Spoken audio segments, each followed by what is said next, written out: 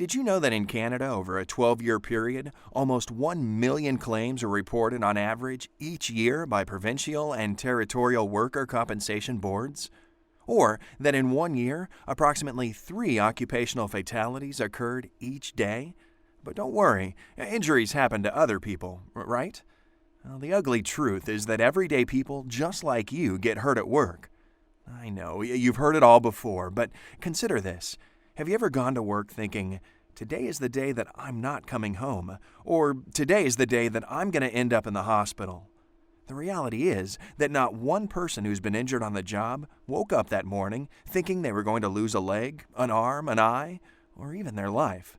They all went to work assuming they would come home safe, just like every other day. They may have also assumed, like you, that even if the most unlikely or unlucky thing was to happen, it wouldn't be anything serious.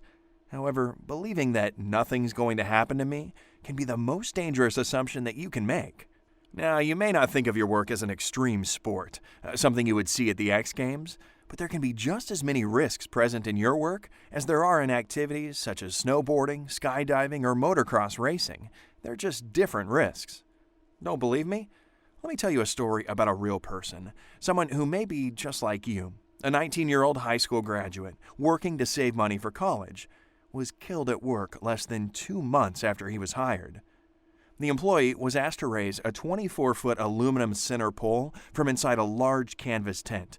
Above the tent, where he couldn't see, was a 14,400-volt power line only 27 feet off the ground. The employee was electrocuted and died instantly.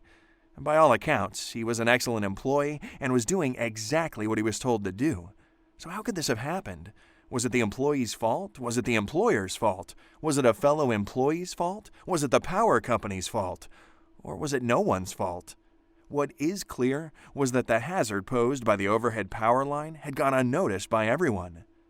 When hazards are not properly identified, there's always a risk that you could be injured or lose your life like this new employee did.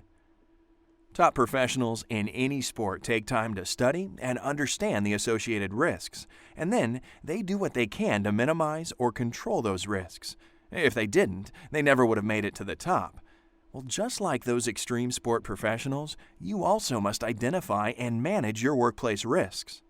So here's the deal. The information that you're about to learn will make your workplace a safer place to be for you and everyone you work with. By providing you with a system for identifying, addressing, and correcting hazardous conditions before they result in needless injuries and lost lives, we hope to make your workplace safer. So, with this much at stake, what are we waiting for? Let's get started.